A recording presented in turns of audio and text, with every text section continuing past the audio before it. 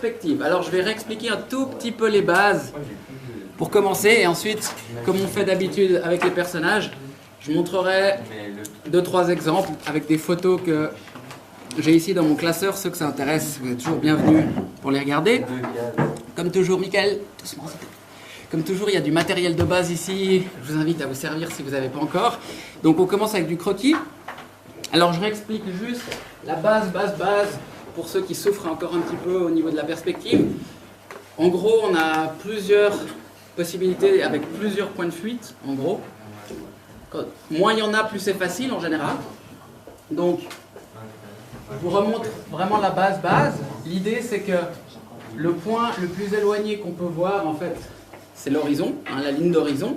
Et globalement, c'est l'équivalent si vous vous mettiez très haut sur une montagne. On va dire c'est la zone la plus éloignée que vous pouvez voir. Au-delà, c'est comme si la planète, comme elle tourne, c'est comme si c'est une colline. Au moment où on dépasse ce point, en fait, ça continue à tourner derrière, donc on ne peut pas voir ce qu'il y a au-delà. Donc en gros, la ligne d'horizon, c'est à peu près ça. La ligne d'horizon dans une image, elle change suivant votre hauteur. Donc par exemple, si je fais une image comme ça, que vous êtes ici par exemple avec un appareil de photo, généralement la ligne elle va être à la hauteur de vos yeux, à ce niveau-là. Après, si vous vous baissez, ça veut dire qu'elle sera plus haute. Si je refais une autre image, la ligne en elle-même, elle sera au même endroit. Par contre, par rapport à nous, elle sera plus haute. Donc on va voir plus de sol si on se baisse. Et à l'inverse, si on monte sur un petit tabouret, donc on est plus haut. Et que ça c'est notre image à chaque fois, notre papier ou notre photo. La ligne est toujours au même endroit, mais par rapport à nous, on va voir plus de ciel. Là c'est hors d'image, mais on verra plus de ciel. Donc si vous êtes plus haut, vous voyez plus de ciel. Si vous êtes plus bas, c'est l'inverse, excusez-moi. Si vous êtes plus haut, vous voyez plus de sol. Comme quand on est en avion, on voit le sol. Voilà, donc ça c'est juste pour un tout petit peu de théorie. Et ensuite, donc, on a plusieurs possibilités. Ligne d'horizon, donc... Non, mais sérieux, entre le blabla et le téléphone, il faut faire un effort. Alors, quand on est à peu près face à quelque chose, que ce soit une boîte, un bâtiment, etc., on a généralement un point de fuite. Donc sur cette ligne d'horizon, vous mettez votre point de fuite et la première partie de votre image va être de face, donc il n'y a pas de déformation. Et par contre, à partir des différents angles, ici, on va au point de fuite. D'accord ? À partir du moment où on se décale un peu sur le côté, on va avoir 2 points de fuite. Ça marche que si vous êtes vraiment très très près de ce point de fuite. Donc à peu près face à quelque chose, face à un élément, un bâtiment, etc. Dès que vous vous décalez un petit peu, par exemple si c'était ça, si on est de face, on va voir ça plat et ensuite ça part ici et ici vers le point de fuite. Dès qu'on tourne un petit peu, on voit les deux faces. Et c'est là que ça crée la différence. On se retrouve avec un point de fuite et un autre de l'autre côté. Donc par exemple 1 et 2. Et à ce moment-là, au lieu d'avoir un côté qui est tout plat, qui n'a pas de déformation, les deux vont être un petit peu déformés, donc vont se diriger vers les points de fuite 1 et 2. Donc par exemple ici, on aurait cette face qui pourrait être celle-ci. Et ensuite les autres points, bonsoir, vont au numéro 2. Et là, pour terminer, on rejoindrait de nouveau le 1, et ensuite droit. Donc les verticales ici n'ont pas de déformation, elles ne sont pas en train de se plier vers le haut ou le bas, tout droit. Et par contre, ici on va vers le 2, ici on va vers le 1. Donc ça c'est 2 points de fuite. Donc c'est un bref rappel, si jamais, pour ceux qui auraient loupé ou qui souffriraient encore.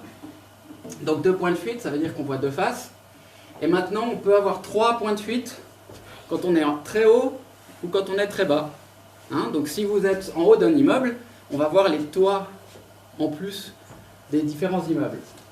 C'est-à-dire, hein, vous avez sûrement déjà vu ça, une fois ou l'autre. Donc on referait une ligne d'horizon. Cette fois, il y a des chances qu'elle soit plutôt assez haute. Donc là, c'est une plongée. Hein, on est d'en haut. Alors on va avoir point de fuite 1 et 2. Ça reste la même chose que pour ici. Et le troisième, il va être tout là-bas en bas, au niveau du sol. Alors ici, il faudrait qu'il soit, s'il vous plaît, un peu plus bas. Hein, donc voilà. Il pourrait être normalement un peu plus bas, mais là, je fais avec la taille que j'ai. Donc en gros, pareil pour les côtés. La différence, c'est que les lignes verticales se dirigent vers ce troisième point de fuite au lieu d'être toutes droites.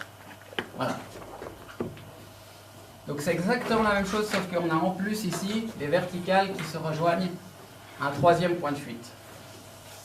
Donc par exemple, voilà, on pourrait avoir un immeuble ici, premier immeuble.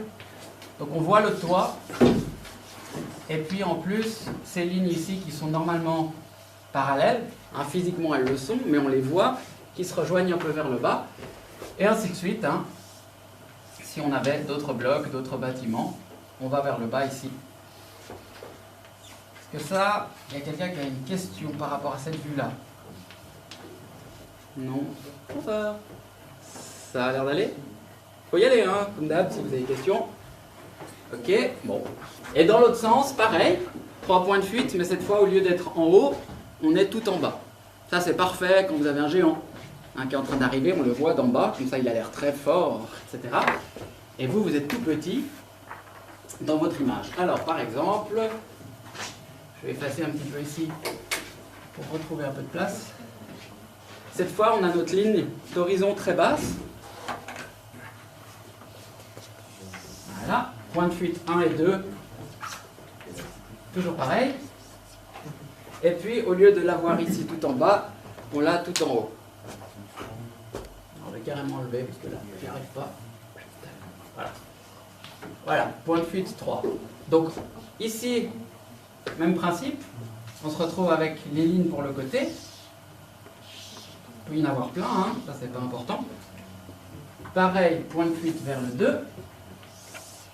Voilà. Et cette fois, les lignes droites se rejoignent au point de fuite numéro 3. Donc ça, c'est si vous êtes tout petit et que vous regardez vers le haut. C'est typique dans les photos de grandes villes, hein, où la personne est dans la rue, elle regarde les immeubles. Donc voilà, par exemple, et on aura ici les alignements de fenêtres qui vont vers le 2 et le 1. Ok ? Voilà, donc là on est à 3 points de fuite, et on continue comme ça, c'est-à-dire que tous les autres bâtiments vont ici vers le point de fuite 3, le 1 ici et le 2, etc. Ok ? Voilà, donc là on a vu à peu près les principaux. On avait vu aussi une fois qu'on peut faire des vues en œil de poisson avec 5 points de fuite, mais là on va pas faire ça, c'est pas le but, hein, et c'est un peu gadget. Donc voilà, donc s'il y en a que ça intéresse, j'espère que vous avez pris note, parce que je vais effacer. Et on va faire donc un dessin complet ensemble de perspectives. Pour ça, je vais partir d'une image qui est déjà faite, terminée. Ça, c'est un bon exercice. Ceux qui voudraient faire un peu de décor, qui ont encore de la difficulté ou juste qui veulent s'améliorer, vous prenez quelques exemples, hein, des images, des photos. Par exemple, là, j'ai un décor un peu fantastique. Ça ne veut pas dire qu'il n'y a pas une perspective. Hein. Là, on aura une vue typique de point de fuite. Et si ils ont un peu forcé ici, on a 3 points de fuite avec un ici qui serait très très haut par là. Et sinon, ça va ici. Et là, sur le côté, on part quelque part ici à un autre point de fuite, ok? Alors, ça va, on a le temps. Alors, on va commencer.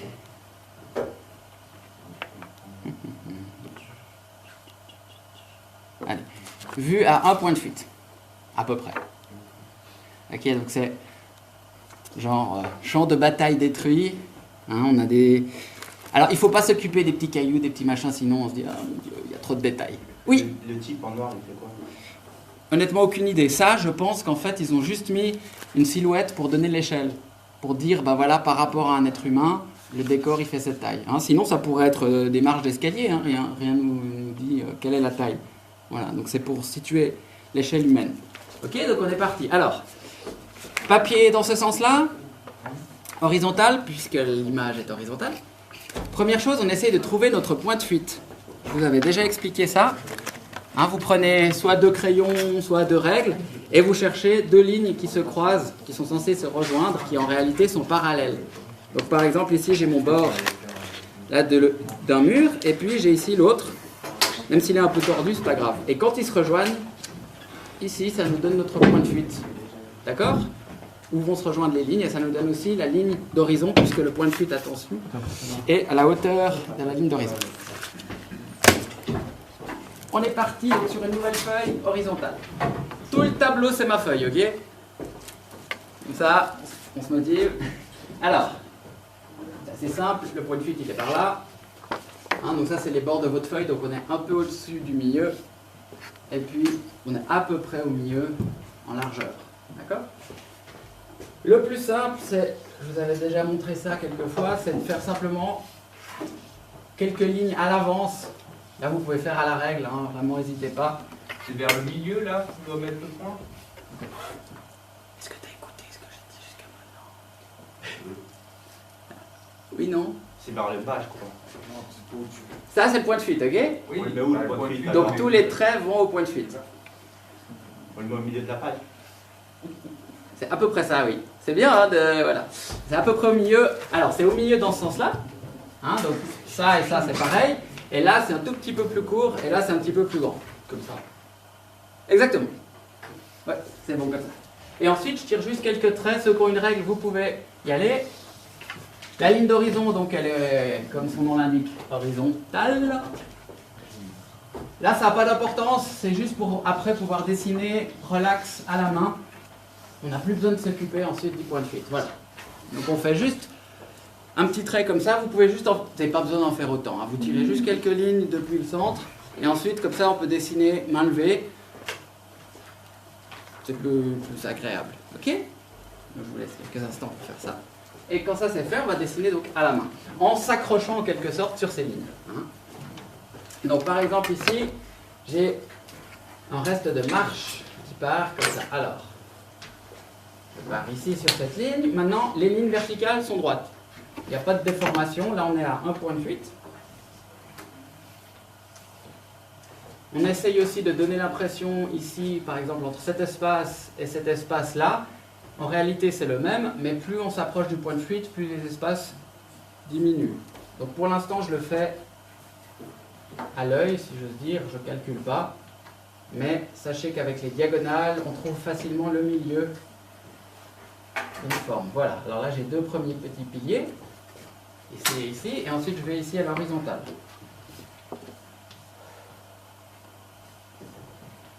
Voilà. Donc là, on a deux petits piliers posés sur une surface. Ici. Voilà. Qui va donc au point de fuite. Hein, si je ne suis pas exact. Je peux tout à fait corriger. Voilà. Et voilà. Alors dans ce décor, il y a plein de cassures, de fissures. Hein. C'est des rochers ou des éléments qui ont été faits par l'homme, mais qui ont été cassés par la suite, soit parce que c'est un décor qui date de plusieurs siècles et que le temps a fait son travail, ou alors il y a peut-être eu une guerre, comme bien souvent avec l'intelligence humaine. Et du coup, tout est un petit peu cassé. Donc là, c'est ce que je suis en train de faire ici. Je mets quelques lignes ici pour casser un tout petit peu ce côté parfait ou propre qu'il y avait à la base. Voilà, ensuite on peut petit à petit effacer les petits éléments dont on a moins besoin. Ça va? Je vais pas trop vite? Ou si? Non, ça va? Trop vite? Trop vite? Ok. Alors je fais une pause. Donc en gros, hein, on part de là, premier trait, deuxième trait, troisième trait. Ensuite ici, on est vertical tout droit. Et ici, on est horizontal, horizontal, horizontal, horizontal, horizontal. Ok? Ensuite là, la petite fissure, je l'ai faite comme ça, j'ai pas calculé ou autre. Sur le dessus, maintenant, je vais mettre quelques petites poutres. On peut imaginer que c'était peut-être le devant d'un joli balcon de restaurant, par exemple. Je vais juste mettre une petite ligne ici pour dire le début de ces poutres. Donc je pars de mon point de fuite ici. Voilà. Ça va être le bord, et ensuite je décide d'où ils sont posés. Alors j'en mets un ici, ça c'est sa largeur. Ensuite j'en mets un deuxième, par exemple ici. Je le fais un petit peu plus large. Et ensuite cet espace-là, je peux le mettre ici et faire un peu plus grand. Puisque, comme je vous ai dit, plus on est loin, plus on se rapproche du point de fuite, plus les espaces deviennent petits. Et comme je vous ai dit là, sur ce premier dessin ici, je ne m'occupe pas de construire, j'essaie juste de le faire comme ça, à peu près. Ok ? Ensuite, on va monter depuis ces 3 petits espaces pour faire nos poutres, nos poteaux. Donc là, je monte. Ici. Maintenant, je décide de la hauteur de ces poteaux. De nouveau, pour le dessus du poteau, il faut que je parte du point de fuite ici. Ça va me donner comme ça les hauteurs des 3 poteaux. Donc par exemple ici, je tire mon trait depuis ce point de fuite. Je pars depuis la ligne ici, depuis le point de fuite. Ça me donne ici le dessus du poteau. Et ça va être la même hauteur pour les 2 autres. Alors je vais peut-être sortir de ma feuille pour être honnête. Dans mon cas, c'est le tableau. Ah non, je suis juste encore dedans. Voilà, donc là on a le côté de nos petits poteaux. Je peux au fur et à mesure enlever les petits traits qui peut-être perturbent un peu la compréhension. Voilà. Donc là, ce qui était important, c'était ce trait ici pour le devant, le bas ici de nos poteaux. Et l'autre trait pour le dessus ici. Chaque poteau Bah ça c'est le côté d'un poteau. Ah ok. Ça c'est l'autre côté. C'est toujours le même côté, je ne l'ai pas fini. Et ensuite, justement j'essaie d'aller un peu moins vite. Et là ensuite, depuis ce petit point ici, je vais partir horizontal. Et c'est l'autre côté du poteau. Voilà. Alors je décide de la largeur.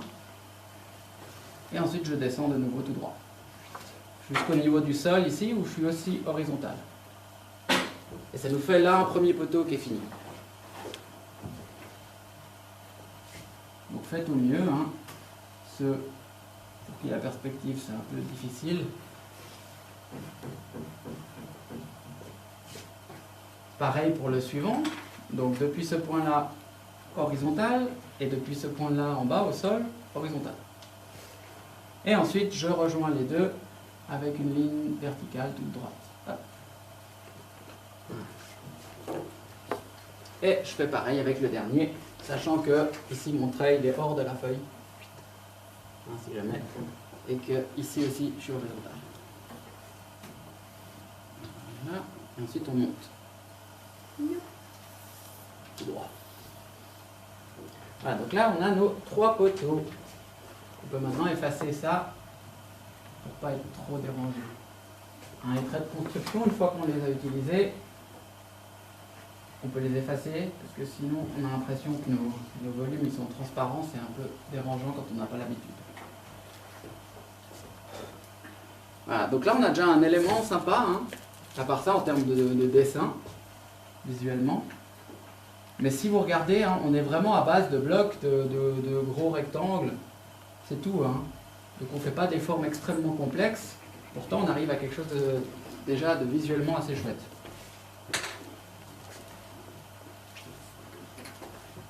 C'est encore un petit coup pour avancer.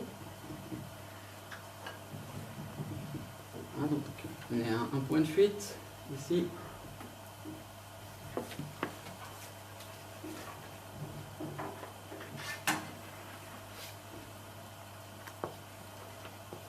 Alors, je vais un tout petit peu estomper mes traits. Si vous pouvez juste gommer, mais pas gommer jusqu'au point où on ne voit plus rien. Gommer un tout petit peu, juste pour donner moins de force à ces lignes. Mais on les garde pour pouvoir quand même s'aider. Voilà. Là, je le fais à l'éponge, ça marche aussi. Donc, si vous avez la gomme, vous pouvez juste effacer très légèrement, comme on fait quand on construit des personnages. Alors maintenant, on va faire une sorte de petite route ou de petit chemin. On va pas forcément la faire aller jusque là-bas. On va juste faire un petit bout. Donc par exemple, ici, elle va au point de fuite. Donc on fait simplement 2 lignes qui vont vers le point de fuite. Là, ça peut être une route. Hein. Et puis, ici, je fais un trait horizontal. Et à partir de là, je décide que ma route, elle est plus régulière, c'est-à-dire elle est plus droite. Hein, il y a peut-être de la terre qui est tombée dessus, ou des cailloux, etc. Donc ici, maintenant, je vais juste la faire s'élargir, mais pas forcément en allant au point de fuite. Donc là, je la fais un peu irrégulière, comme ça. Voilà.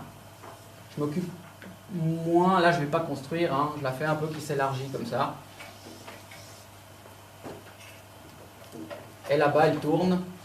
Donc je refais un petit trait horizontal. Ça, c'est juste pour dire à partir d'où je fais changer ma route. Donc en gros, vous voyez, on a 2 traits ici qui vont au point de fuite, là et là. Ça, c'est la largeur de la route. J'arrête ma route ici pour faire le devant ici, qui est un peu irrégulier. Et je fais la même chose ici, horizontale. Et ensuite, je la fais tourner. Là, je ne construis pas, hein, je la fais à peu près tourner comme ça à l'œil. Donc là, je fais tourner. Le truc, c'est qu'ici, elle doit être assez étroite. Hein, elle doit être plus fine ici qu'elle est ici. D'accord ? Voilà, donc on peut vraiment imaginer hein, une route comme ça, puis qui tourne. Voilà. Là, après, à la fin, hein, c'est aussi horizontal ici et ici.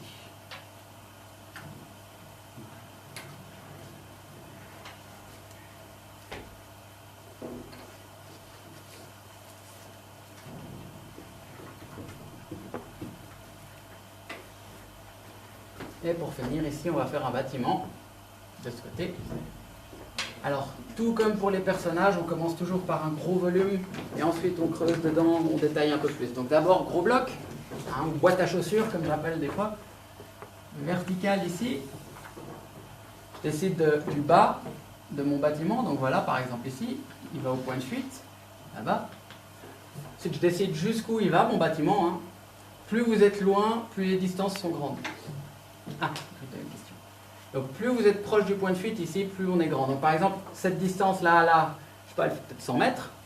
Ensuite, quand vous êtes ici, il y a peut-être 500 mètres. Quand vous êtes là-bas, il y a 3 km. Quand vous êtes là-bas, il y a 50 km, etc. Plus vous vous rapprochez du point de fuite, plus un petit espace est équivalent à une grande distance. C'est pour ça qu'une des premières erreurs au début, c'est qu'on a tendance à faire des maisons qui vont jusque là-bas, par exemple. Mais un bâtiment qui fait ça, ça veut dire qu'il fait, je sais pas, 1 kilomètre. Hein. Enfin, je dis n'importe quoi, mais voilà. Ok, donc il faut essayer d'éviter d'aller trop près du point de fuite, sinon ça fait une trop grande distance. Donc par exemple ici, à peu près, hein, voilà, vous regardez. Et ensuite ici, je fais le toit. Là, on a fait une face, le côté ici de notre bâtiment. Et à ces 2 angles ici et ici, de nouveau horizontal. Comme ici, là, là et là. Donc horizontal de là. Horizontal de là. Donc on se retrouve avec un premier gros bloc. Voilà, ça nous fait un bâtiment. Et puis maintenant, on va juste mettre quelques petits détails qui vont nous dire que c'est pas juste un gros bloc, mais peut-être bien un ancien immeuble ou quelque chose dans ce genre-là. Alors je vous montre quand même comment on trouve le centre. Je vous avais déjà montré, c'est avec les diagonales. Hein, donc si vous voulez trouver le milieu ici, je vous avais expliqué, hein, c'est pas au centre. C'est-à-dire si vous prenez cette largeur et cette largeur-là, vous mettez le milieu, c'est pas juste. C'est-à-dire que comme les espaces ils diminuent, il faut prendre les diagonales. Donc, je me suis plan. Alors, les diagonales ici et ici, voilà, et ça nous donne le centre. Et vous voyez, il est vachement décalé, hein, il est beaucoup plus à droite ici. Voilà. Donc par exemple, ici, c'est parfait pour trouver un premier centre. Et on peut le faire à l'infini, hein, cette histoire des diagonales. Là, on le fait une fois. Ouais. C'est un quoi le centre? Alors le centre, c'est par exemple si tu veux diviser quelque chose. C'est-à-dire, par exemple, tu voudrais mettre une porte au milieu du bâtiment. Ouais. Bah, grâce à ça, tu vois, tu as trouvé le milieu. Puis après, tu peux faire par exemple ta porte comme ça. Elle va être bien juste au milieu. Ou par exemple, là c'est ce qu'on va faire. On va faire une sorte de poteau, un petit peu comme ici. comme s'il y avait une entrée, ben, on va le mettre ici, comme ça ce sera juste. Donc par exemple, ici je mets un trait vertical, ça nous fait un premier poteau ici. Et ici, ça c'est la ligne du centre, je fais l'autre poteau de chaque côté. Donc ici, un petit peu plus à droite et ici un peu plus à gauche. Ça nous fera le poteau du centre. Et le dernier là-bas, il sera tout petit. Donc là, vous mettez une certaine largeur, là vous faites un petit peu plus petit, et là beaucoup plus petit. D'accord? Et ici, par exemple, j'ai gardé la ligne d'horizon comme hauteur, ici. Donc voilà, par exemple, une utilisation du centre pour trouver le milieu de quelque chose. Ensuite, je vais, depuis le bas ici de mes poteaux, horizontal, et hop. Et je remonte tout droit, par exemple ici. Voilà. Maintenant, depuis ce petit point ici, il faut que je tire un trait depuis le point de fuite pour trouver la largeur de mes poteaux partout. Par exemple là et là. Voilà. Ça devient un petit peu plus compliqué. Ce petit trait, il va donc au point de fuite. Je l'ai commencé depuis ici, c'est pour faire qu'en fait tous mes poteaux aient la même largeur. Ici, ici, ici. Donc ici par exemple, ça me donne la largeur de ce côté-là du poteau et je remonte. Là aussi, donc c'est ce qu'on a fait avant, et pour finir là. Voilà, donc là si j'effaçais les traits maintenant qui ne servent plus, pour que vous puissiez voir un petit peu mieux ce qu'on a fait, ça vous comprendrez. J'espère.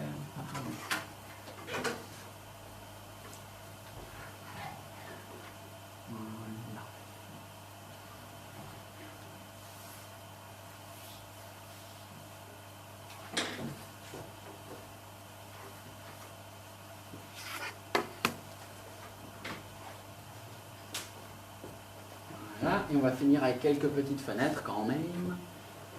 On décide juste d'une hauteur pour une fenêtre. Donc par exemple, voilà, quelque chose comme ça. Hauteur, hauteur. Donc je fais un petit trait tout droit et je vais avec le haut et le bas au point de fuite. Voilà. Ça me donne la hauteur de toutes mes fenêtres. Puisque toutes les fenêtres ont la même taille, elles vont toutes passer par ce trait pour le bas et ce trait pour le haut, qui va au point de fuite. Ici, si je voulais être exact, je pourrais de nouveau faire les diagonales. Par exemple, je pourrais passer par là, faire les diagonales pour trouver le centre ici, et refaire la même chose là-bas, trouver le centre à nouveau. Pas obligé de le faire, mais si jamais. Là, on décide d'une largeur pour la fenêtre, et on décide aussi d'un espace entre les deux fenêtres. Donc là, on a une première fenêtre, je laisse un espace, je fais une deuxième fenêtre. Et ensuite, je m'arrange simplement pour que l'espace entre les fenêtres ici soit un peu plus petit au suivant. De nouveau fenêtre. La fenêtre aussi, je la fais chaque fois diminuer. Ça, c'est un truc qui vient aussi avec le temps, c'est-à-dire qu'à force de faire des choses comme ça qui diminuent, qui s'éloignent, vous trouverez visuellement les bonnes largeurs. Mais voilà, au début, on peut tout à fait construire avec les diagonales. Et si vous souhaitez faire quelque chose de précis, vous pouvez passer par les diagonales. Autrement, vous faites comme je viens de faire.